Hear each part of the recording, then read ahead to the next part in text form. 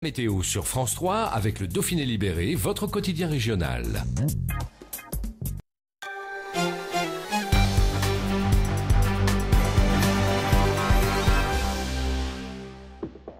Bonjour à tous et bienvenue dans le Journal des Alpes. Au sommaire ce midi, la rentrée universitaire et les toutes dernières inscriptions à l'université Savoie-Mont-Blanc. Il reste des places pour les retardataires ou ceux qui cherchent encore leur orientation. Demain, l'énergie, parole de chercheur, un livre pédagogique sur les ressources en énergie met en avant la recherche en Rhône-Alpes. Il vient de sortir et pour en parler, nous recevons Daniel Belay, professeur à Grenoble INP. Et puis le beau temps s'acharne, malgré quelques bancs nuageux instables sur les reliefs. Il fera 20 à 26 degrés en plaine. Et tout de suite, nous partons du côté du Versou en Isère, où les hommes de la CRS Alpes viennent d'inaugurer leurs nouveaux locaux. Jusque-là installés avec le PGHM, ils occupent dorénavant un bâtiment plus fonctionnel et surtout plus près des hélicoptères. Visite guidée, Jean-Christophe Solari, Yves Mariglot. Les hommes sont à côté, le matériel est préparé. Vous êtes à proximité immédiate et on y gagne. Voilà. Deux petites salles pour une efficacité maximale à l'aérodrome du Versou. Ce sont les locaux de la CRS Alpes inaugurés ce matin par le préfet de l'Isère. Une pièce de vie pour les hommes de permanence et une salle pour le matériel à quelques mètres de l'hélicoptère de la sécurité civile. Les policiers spécialisés dans le secours en montagne attendaient cela depuis 2010. Ils étaient jusqu'à présent hébergés dans les locaux des gendarmes du PGHM un peu plus loin. On avait deux buts recherchés, c'était de nous approcher au maximum de l'hélicoptère, en sachant de pouvoir faire uniquement un déplacement pédestre de nos sauveteurs, de ne pas prendre de véhicule pour accéder. Et également un local de stockage de matériel de secours, qui nous manquait réellement. On se félicite de ces locaux, c'est pas ostentatoire, c'est à l'image de ce que vous faites chacune et chacun, sobrement, avec humilité, avec détermination dans vos métiers. Le préfet de l'Isère qui relevait ce matin une augmentation du nombre d'interventions en montagne. Plus de 300 secours depuis le début de l'année pour la CRS Alpes en Isère. C'est pas parce que le service est gratuit qu'il n'a pas un coût. Et ce coût, ce sont les contribuables qui les supportent. Alors on ne peut pas à la fois se plaindre des impôts que l'on paye, et je comprends que c'est un prélèvement important, sans se préoccuper de l'emploi de l'argent public que l'on en fait. Donc vraiment, c'est un appel à la responsabilité. Et s'il y a abus, je serai le premier à tout faire pour que ces abus soient reconnus et sanctionnés. Des abus très exceptionnels encore. La croissance de ces secours s'explique essentiellement par le fait que de plus en plus de personnes âgées se rendent en montagne. Et alors que le nombre d'accidents de la route est en hausse sur le plan national pour le mois d'août dernier, la Haute-Savoie enregistre une baisse sensible. Hier, le département a mis en place son opération Kit de conduite pour la 6e année consécutive. 2 jours de sensibilisation et de prévention sous forme d'ateliers pédagogiques. Xavier Schmitt, Antoine Marnas. Les gendarmes ramènent un nouvel automobiliste pris en infraction. C'est une femme qui téléphonait au volant. Sanction prévue, une amende de 135 € et 3 points de permis. Vous avez droit pour la photo, la télé.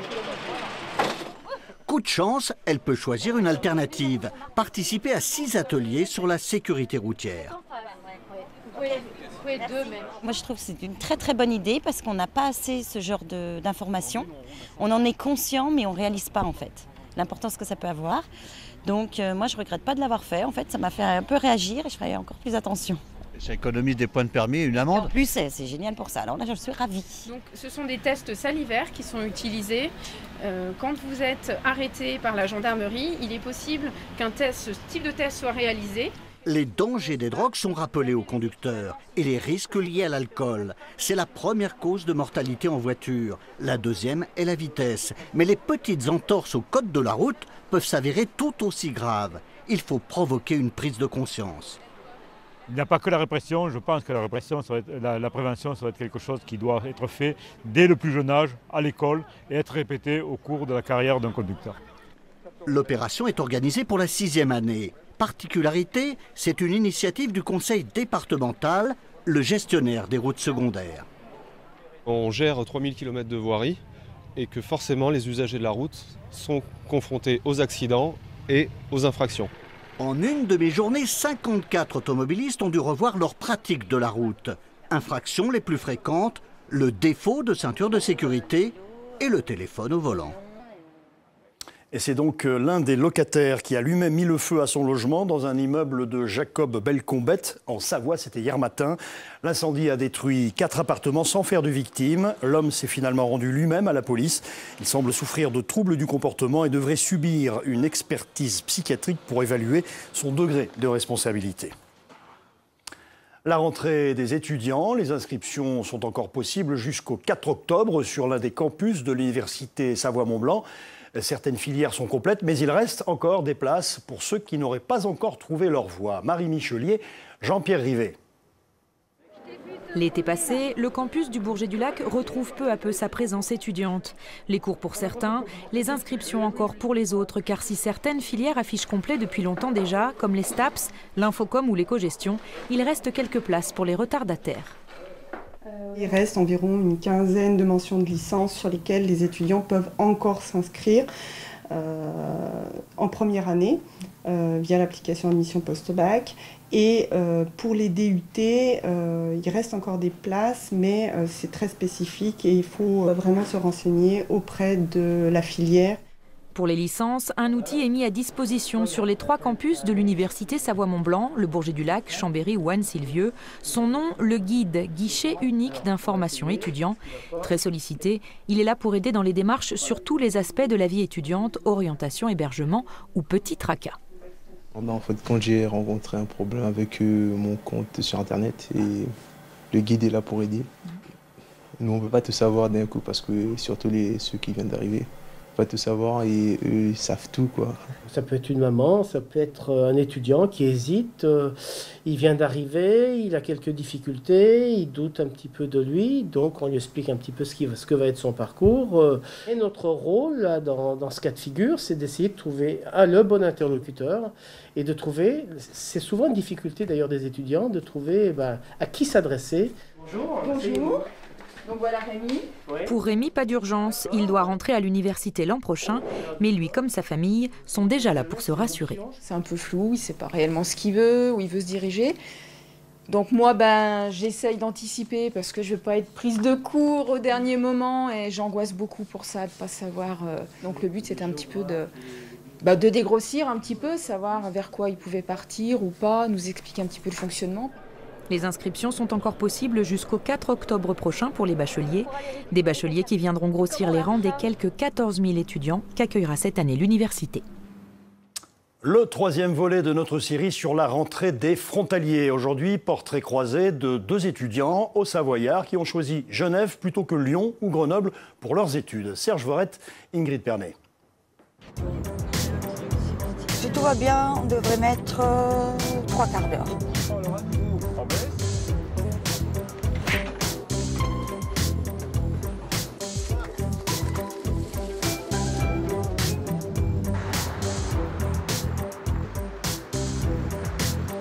Ces deux-là se connaissent depuis leur plus tendre enfance dans leur village de Taninges, à 40 km de la grande Genève internationale. Pour autant, Marie et Thomas ne pensaient pas se retrouver ensemble un jour en études supérieures ici.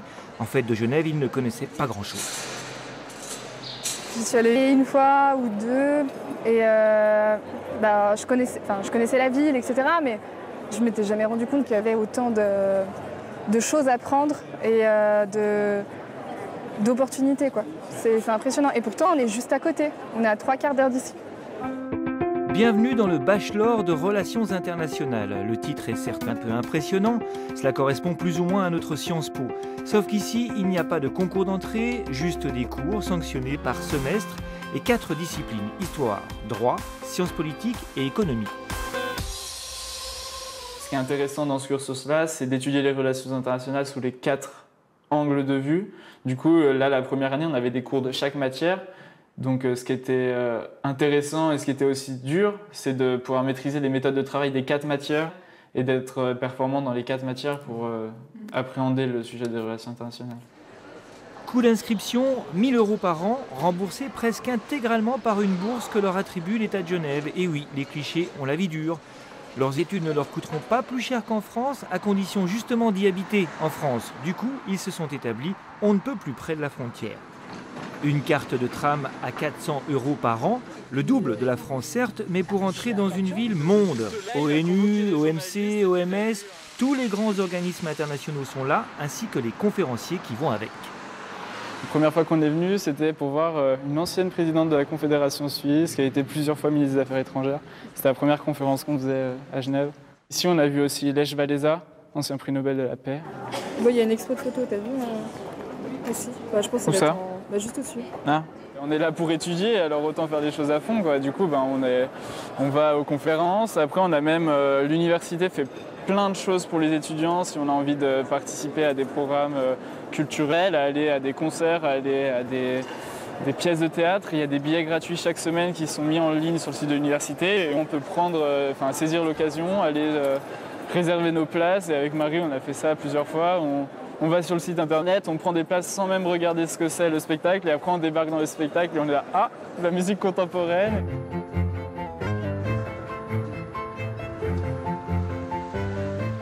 Ambiance détendue sur la place de Taninges, on parle pré-rentrée universitaire et on s'étonne encore de si peu connaître cette Genève pourtant si proche. La Haute-Savoie c'est joli, mais on est quand même loin de tout. Et paradoxalement, très près de Genève, qui est quand même une ville universitaire dont on n'entend effectivement pas beaucoup parler. Les élèves que je revois qui ont fait en fait leurs études en Suisse sont souvent des enfants qui ont un papa ou une maman qui est frontalier, ou alors ce sont des gens qui ont une double nationalité. Rien de cela pour Marie et Thomas, filles et fils de profs et d'employés, qui pourraient pourquoi pas devenir les premiers diplomates transfrontaliers de leur village. Montagne, le Mont Blanc a perdu plus d'1,50 m en 2 ans. C'est ce que révèle une expédition de géomètres experts. Il a été mesuré à 4808,73 des mètres, bien sûr, au lieu des 4810 qu'il tenait jusque-là. Ça fond tout doucement. Je vous invite maintenant à consulter notre site alpes.france3.fr pour y découvrir notamment un article sur le réchauffement climatique qui ne fait pas seulement fondre les glaciers, il déstabilise aussi les montagnes et provoque des écroulements en pagaille, pourvu que le Mont Blanc tienne le coup. Et justement, la conférence mondiale sur le climat arrive à grands pas, la COP21. Elle se déroulera à Paris à partir du 30 novembre. Et les chercheurs d'Arc Énergie Rhône-Alpes viennent de sortir ce livre, Demain, l'énergie, paroles de chercheurs, c'est aux éditions Pugue. Et vous êtes l'un des piliers de ce livre. Daniel Belay, bonjour. Bonjour. Alors, professeur, je le disais à Grenoble INP, je voudrais d'abord une réaction sur cette information d'Emmanuel Valls qui annonce ce matin l'arrêt immédiat de l'aide aux exportations des centrales à charbon qui n'ont pas de dispositif anti-CO2. Est-ce que c'est efficace ce dispositif ? Oui, il a une certaine efficacité. C'est vrai que c'est une décision de bon sens. Parce que jusqu'alors, c'était une action qui était des subventions qui étaient à l'encontre de tous les discours politiques. Malgré tout, ça va quand même dans le pétrole. On y est encore. Oui, oui, oui. Il faut bien savoir que même si on voit pas mal de cellules photovoltaïques ou d'éoliennes, 80% de l'énergie à l'échelle planétaire, depuis des années et encore pour des années, 80% seront d'origine fossile, c'est-à-dire charbon, gaz et pétrole. D'où l'intérêt de ce livre qui décrypte un petit peu l'énergie de demain et celle d'aujourd'hui. Alors, quel est l'objet finalement de ce livre de chercheurs ? C'est donner des clés aux lecteurs ? Tout à fait, c'est donner des clés de compréhension aux lecteurs. Grand public, c'est-à-dire lycéens, citoyens, curieux, mais aussi scientifiques, politiques, et avec des termes très simples. C'est une approche en termes vraiment très simples et qui explique les objets de la recherche.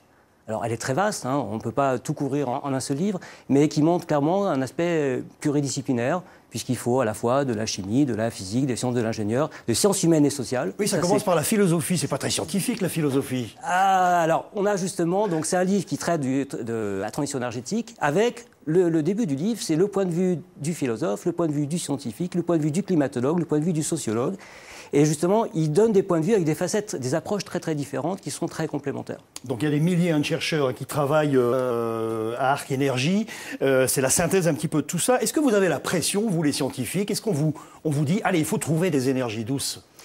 Alors, en fait, les scientifiques, l'énorme majorité des scientifiques sont passionnés par leur travail et sont très heureux de pouvoir participer à résoudre un challenge qui est énorme, un défi qui est énorme face au réchauffement climatique. Par contre, c'est plus une motivation qu'une pression. La pression que ressentent les scientifiques, c'est plutôt avoir les moyens de faire leur recherche. Et donc, ils répondent à des appels à projets à l'échelle régionale, à l'échelle nationale, à l'échelle européenne, où il y a effectivement des appels à projets liés à l'énergie. Il faut quand même savoir qu'à l'échelle nationale européenne, le taux de succès des appels à projets est inférieur à 10%. Donc la pression des chercheurs, c'est plutôt de trouver des moyens pour pouvoir faire une recherche de façon efficace. Merci d'avoir été avec nous, Daniel Belay. Le livre Demain l'énergie, paroles de chercheurs. Merci à vous. On va passer au sport rapidement avec un petit mot de golf, puisqu'elles sont parties ce matin à l'assaut des 18 trous du golfe d'Évian en Haute-Savoie. Je parle des 120 meilleures joueuses mondiales qui vont s'affronter sur 4 jours. Et parmi elles, la Haut-Savoyarde Mathilda Capelier, qui est invitée cette année pour la première fois. On l'écoute au micro de Frédéric Lefrançois et Grégory Lespinasse. C'est que du bonheur d'être ici et j'ai eu la chance qu'on m'ait invité cette année. Donc c'est encore plus extraordinaire et chaque moment est un peu mieux. L'organisation est formidable, donc non, c'est génial d'être ici. Depuis cet été, je joue beaucoup mieux. Mon swing depuis cette période est vraiment bien, donc tout est positif. Donc après, c'est juste bien jouer. J'ai pas vraiment d'ambition. Si je joue bien, le résultat viendra avec, ça c'est clair. Et donc voilà, je pense que je peux bien jouer, j'ai les capacités, le jeu. Donc après, c'est dans le mental que ça va se jouer, donc on verra bien.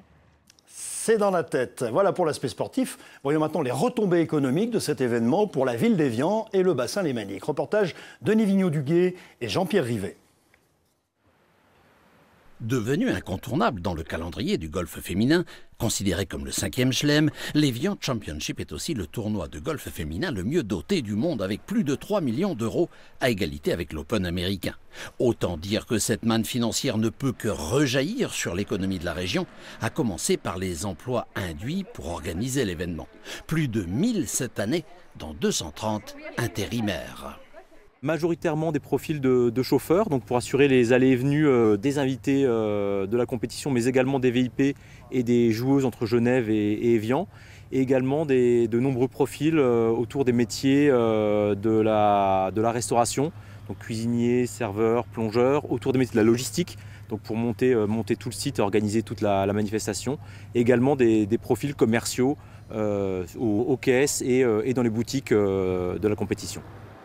Des retombées économiques directes pour les hôteliers et les restaurateurs, certes, mais pas forcément pour les commerçants qui voient néanmoins cet événement d'un bon œil. Les gens qui viennent voir l'Évian Championship, ils vont au golf voir des golfeuses. Ils ne viennent pas se promener dans notre rue. Mais par contre, ils découvrent Évian, ils découvrent le chemin d'Évian et forcément, ils vont revenir. Et à ce moment-là, les retombées seront pas directes, mais plutôt indirectes. Des créations d'emplois, des touristes qui reviennent, toute une dynamique générée par l'Évian Championship. Mais pas que. Le tournoi féminin n'est en fait que l'un des moteurs économiques engendrés par le golf. Vous avez la Haribo Kids Cup, les meilleurs jeunes Français de 8 à 12 ans, suivi par la Junior Cup, qui a lieu juste après l'Évian Championship. Et on va sans doute faire une nouvelle compétition sur les moins de 18 ans à l'échelle mondiale. Donc voilà, on réinvestit, mais en même temps on participe au développement du golf. Voilà, c'est à nous aussi de travailler au développement de ce sport. Autant de rendez-vous rendus possibles grâce à des sponsors très solides comme une célèbre marque d'eau minérale, un fabricant automobile français, une banque, une ligne de vêtements ou d'horlogerie de luxe. Bref, des partenaires prestigieux qui trouvent sur et autour du green des clients potentiels très aisés, mais qui en même temps assurent le développement économique de tout un bassin de population. Et avant de se séparer, je vous adresse toutes mes excuses en raison d'une panne sur l'émetteur de Champs-Rousse. En effet, une partie des téléspectateurs isérois n'a pas pu regarder notre 19-20 hier soir, le 19-20 Alpes. Le problème est aujourd'hui réglé, donc on vous souhaite une très très bonne journée. Vous le savez, ce soir, l'actualité régionale, c'est à 19h. Ce sera en compagnie de Pauline Allo, sans panne, c'est promis. Dans un instant, l'actualité nationale, mais juste avant, ce seront les prévisions météo. Bonne journée à tous et je vous retrouve demain à midi pour un nouveau journal des Alpes. À demain.